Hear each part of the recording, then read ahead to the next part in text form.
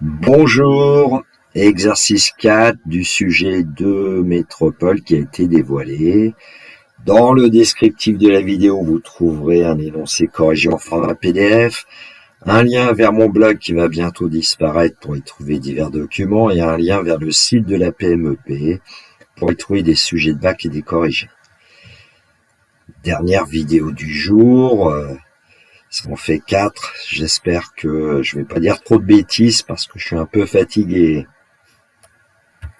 L'énoncé, soit petit f une fonction définie et deux fois dérivable sur grand R. On note f' sa fonction dérivée et f seconde sa dérivée seconde. Dans le repère orthonormé ci-dessous ont été représentés la courbe représentative C de f de la fonction f, la tangente t à la courbe C de f en son point de coordonnées 0,2 qu'on appelle n, le point M de coordonnées moins 2, 0 appartenant à la courbe C de f et le point P de coordonnées 2, 0 appartenant à la tangente t. On précise que la fonction petit f est strictement positive sur l'intervalle 0 plus l'infini et que la fonction petit f est strictement croissante sur l'intervalle moins l'infini moins 1. Donc voici une représentation graphique avec la courbe C de f, la tangente t au point N qui passe par le point P et des points MNP. Partie A, étude graphique, on répondra aux questions suivantes en utilisant le graphique. Question A, donner f de 0. Question 1b, déterminer f' de 0. Question 2, résoudre l'équation f de x égale 0. Alors c'est pas précisé, mais c'est dans grand R.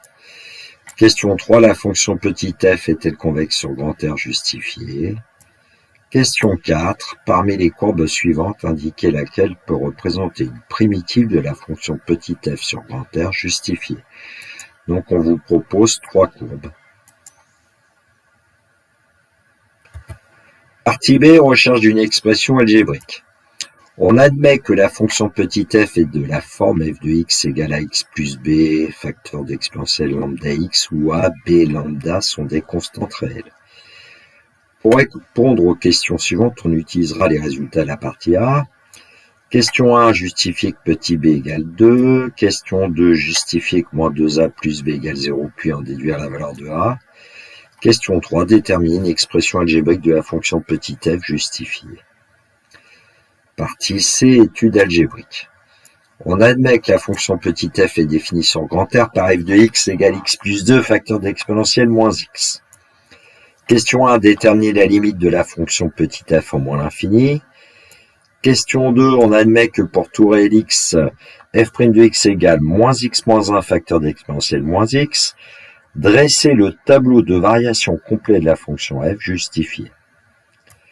Question 3, étudier la convexité de la fonction petit f, donc c'est sur grand R. Petit b, préciser les coordonnées des éventuels points d'inflexion de la courbe C de f. Question 4, pour tout nombre réel t supérieur ou égal à 0, on pose i de t égale l'intégrale de moins 2 à t de f de x dx. Question A, en utilisant une intégration par partie, montrer que i de t est égal à moins t moins 3, facteur d'exponentielle moins t plus e carré. Petit b, on déduit un exemple de surface non limitée dont l'aire est fini. Correction, partie A, étude graphique. Donc, on lui donnait une représentation graphique de la courbe de f, de la droite t, on avait placé les points M, N, P. La question A donnait f de 0, et f de 0, on peut voir que c'est de E. Alors pourquoi? Parce que le point N de coordonnées 0,2 appartient à la courbe C de f, donc f de 0 égale 2. Question 1b, déterminer f' de 0. Alors f' de 0, c'est le coefficient directeur de la droite t, c'est-à-dire de la droite NP. Et on connaît les coordonnées des points N et P, 0,2, P de 0. Alors si on regarde sur la figure, un coefficient directeur de la tangente t, si on part du point N et qu'on avance de 2 horizontalement, on arrive en un point, et puis si on descend de moins 2, on arrive au point P. Donc 2 moins 2, moins 2 divisé par 2 moins 1, donc le coefficient directeur de la tangente t, ça doit être moins 1. On va le vérifier par un calcul. F' de 0, c'est le coefficient directeur de la droite NP, et donc c'est YP moins YN sur XP moins XN, 0 moins 2 sur 2 moins 0, ça donne bien moins 1. F' de 0 égale moins 1. Question 2, résoudre l'équation f de x égale 0. Alors, on nous disait que le point M de coordonnées moins 2, 0 appartient à la courbe C de f, donc on a déjà une solution qui doit être moins 2. Là, il y a une petite coquille.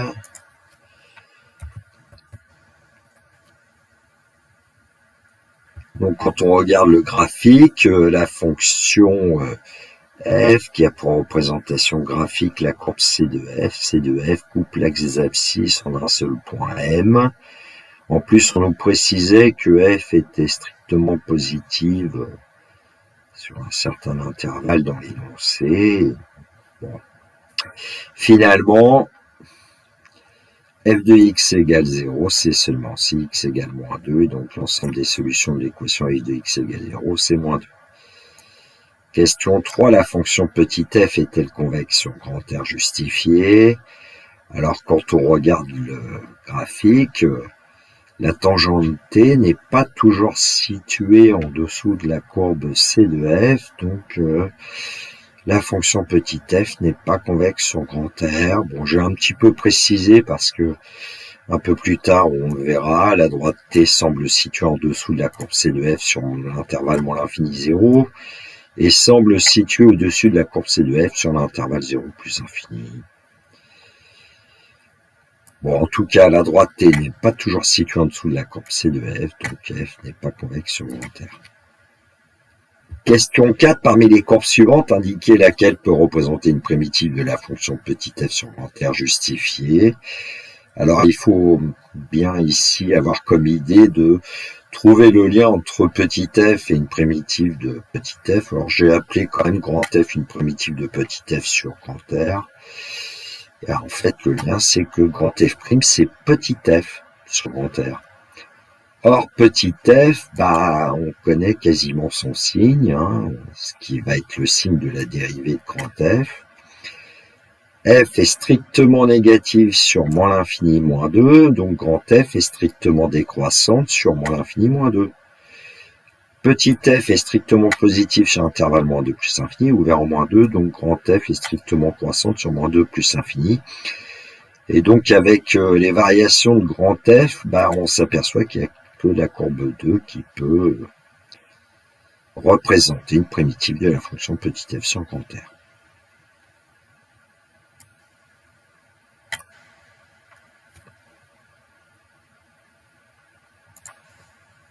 Partie B, recherche d'une expression algébrique. Alors, question 1, justifier que petit b égale 2. Alors déjà, on rappelle quand même ce que nous dit l'énoncé. F de x, c'est ax plus b, facteur d'exponentielle lambda x pour tout x. Alors, en utilisant l'image de 0 par f, qui vaut 2, on voit qu'on va obtenir a fois 0 plus b exponentielle lambda fois 0 est égal à 2. Et puis ici, dans la parenthèse, il ne reste que b, et exponentielle lambda fois 0, c'est exponentielle 0, c'est 1, donc b égale 2. Question 2, justifier que moins 2a plus b égale 0, puis en déduire la valeur de petit a. Alors, moins 2a plus b, dans la parenthèse, si on veut avoir moins 2a plus b, il va falloir prendre x égale moins 2, justement ça tombe bien, puisque f de moins 2 vaut 0.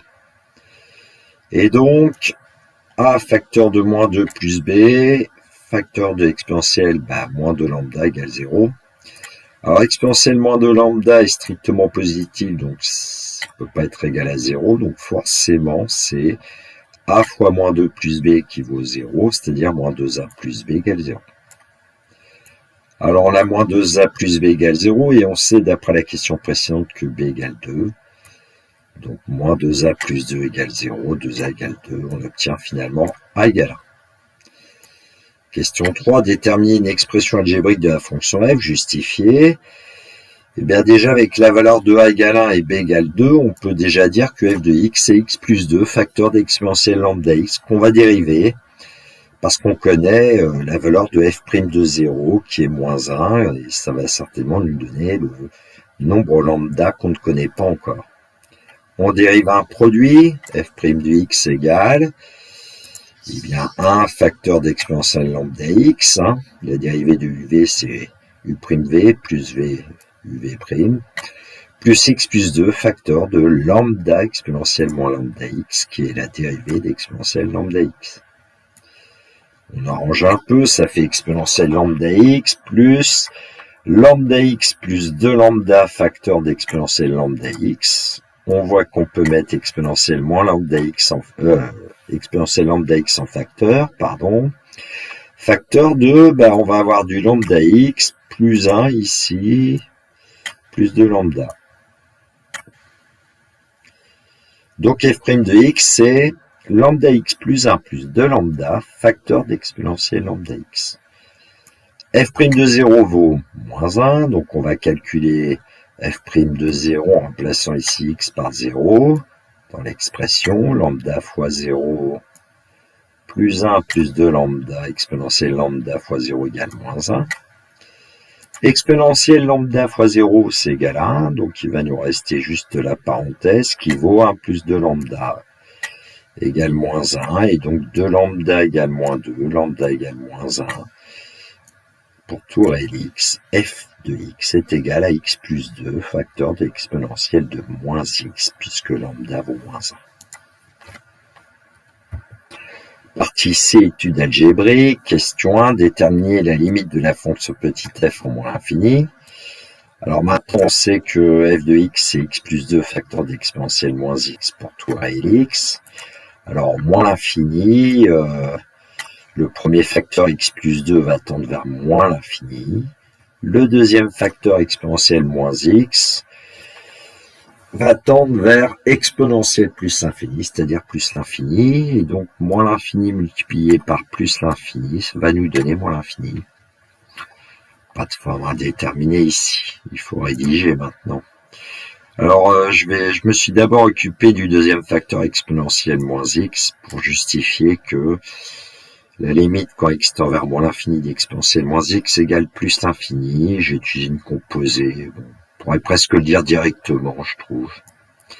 Bon, limite de moins x quand x tend vers moins l'infini, c'est plus l'infini. Et la limite quand petit y tend vers plus l'infini, ce plus l'infini qu'on avait ici d'exponentielle y, c'est plus l'infini, donc par composé, limite quand x tend vers moins l'infini d'exponentielle moins x égale plus l'infini.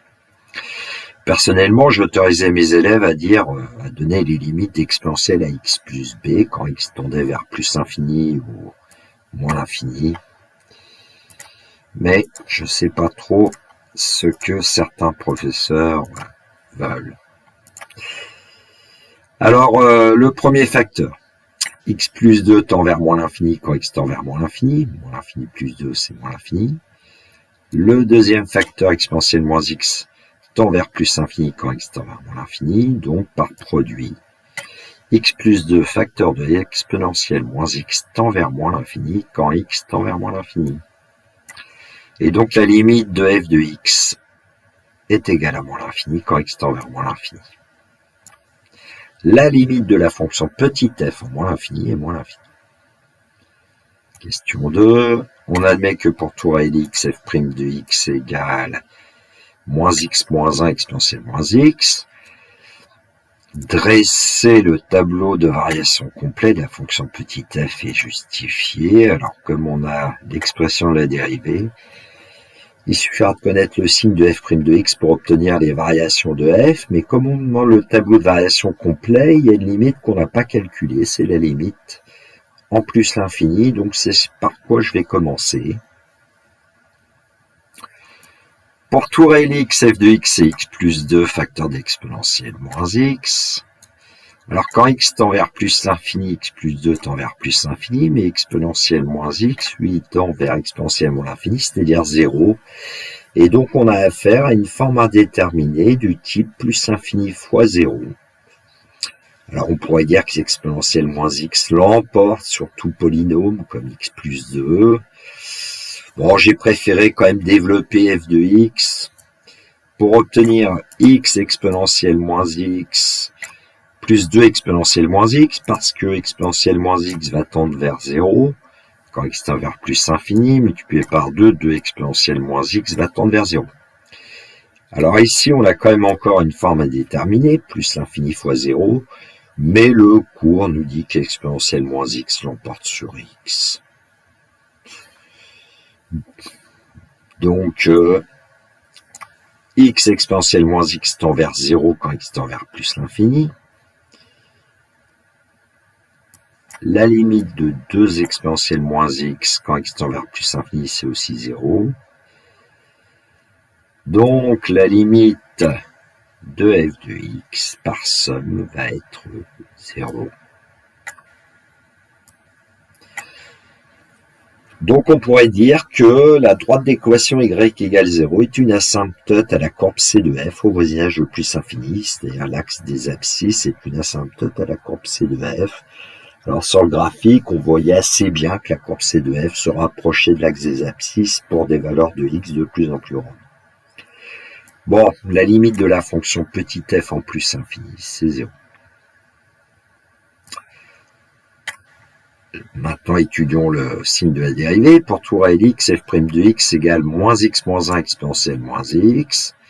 Exponentielle moins x est strictement positif, donc f' de x va avoir le même signe que moins x moins 1.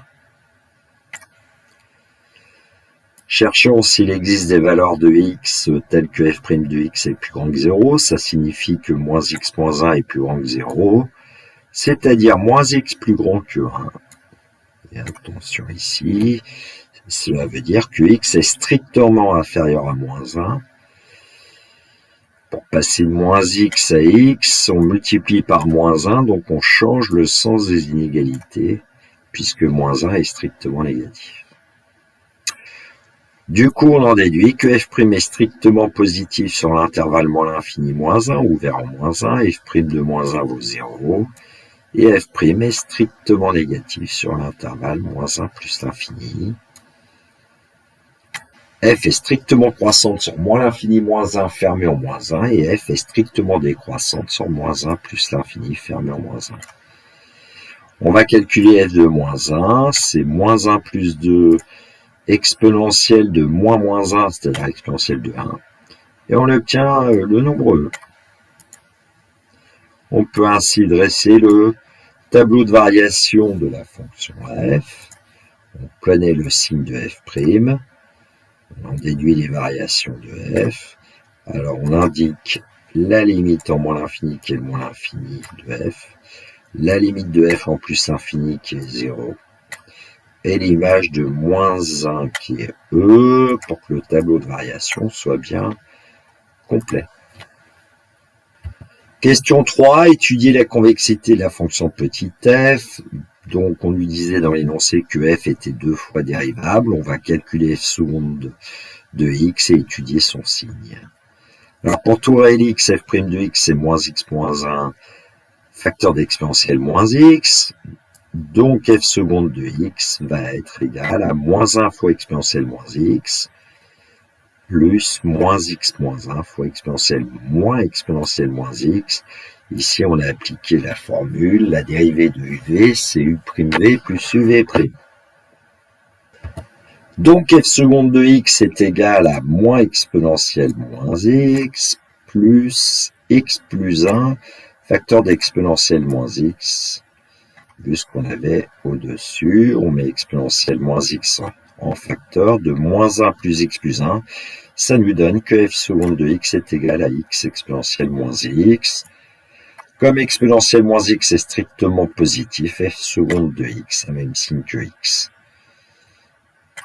Donc, on obtient le signe de f seconde de x, je l'ai écrit dans un tableau, f seconde de 0 vaut 0, et puis f seconde de x est négatif sur l'intervalle moins l'infini 0, f seconde de x est positif sur l'intervalle 0 plus infini.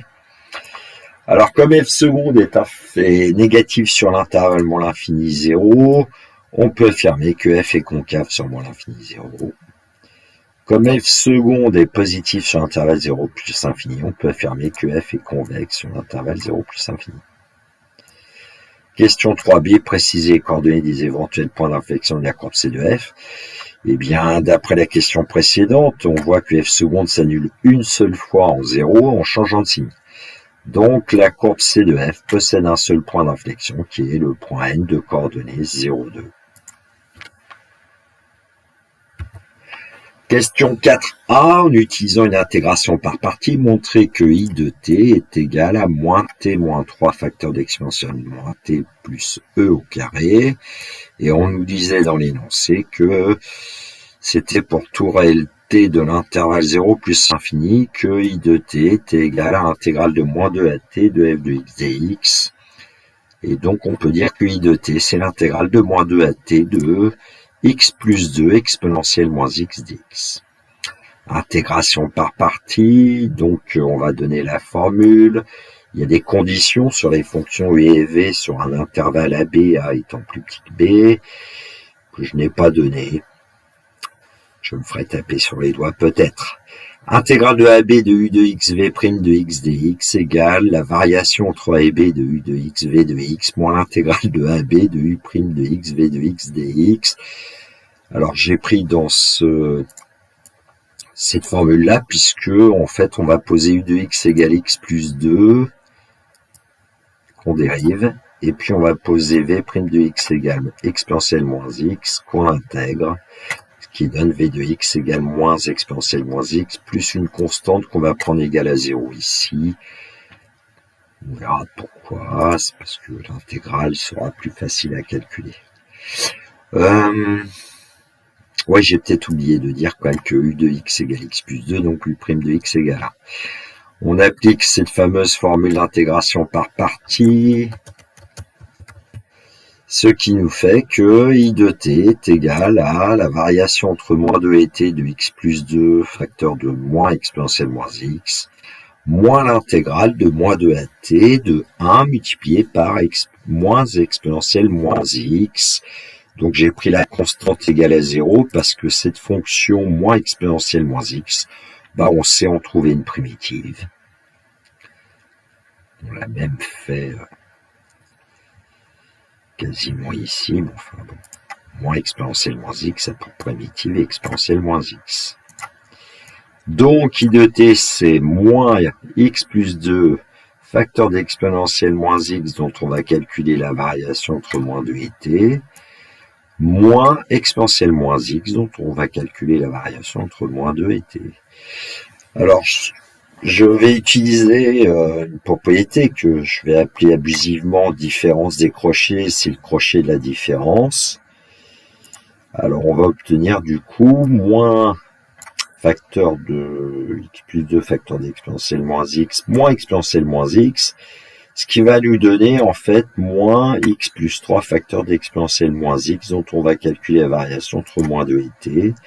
Alors pourquoi faire ça? Parce que la fonction que vous voyez entre crochets, là, moins x plus 3 facteur de exponentielle moins x, doit être une primitive de x plus 2 exponentielle moins x.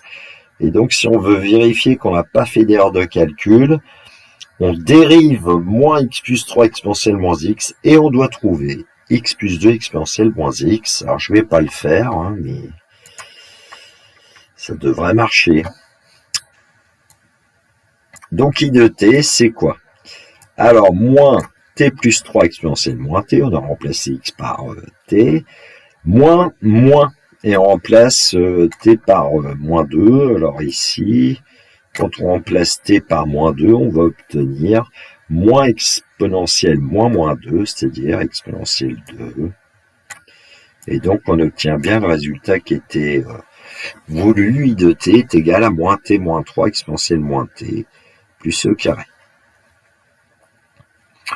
Question 4b, en déduire un exemple de surface non limitée dont l'aire est fini. Alors, on va utiliser i de t. Alors, i de t, c'est l'intégrale de moins 2 à t de f de x dx. Et donc, on va pouvoir dire que comme f est continu et positif sur l'intervalle moins 2 plus infini, on peut interpréter déjà i de t comme l'aire d'un domaine. Alors ce domaine, c'est le domaine défini par x est compris entre moins 2 et t, les bornes de l'intégrale, et puis y est compris entre 0 et f de x. Et ce domaine a pour r et de t en unité d'air. Et nous, ce qu'on sait, c'est que pour tout réalité de l'intervalle 0 plus infini, de t, c'est e carré moins, entre parenthèses, t exponentielle moins t plus 3 exponentielle moins t. Alors d'où ça vient? Ça vient de l'expression de i de t qu'on avait ici, que j'aurais peut-être dû réécrire.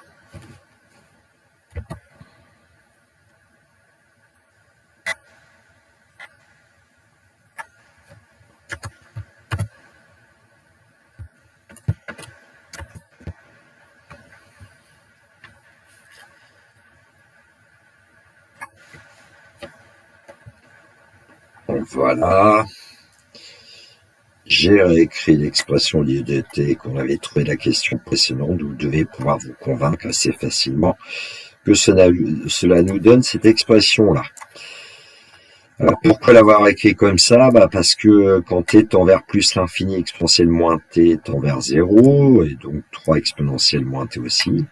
Et quand t tend vers plus l'infini, t exponentielle moins t tend aussi vers 0. Il y a une forme indéterminée, mais on l'a vu tout à l'heure, cette limite.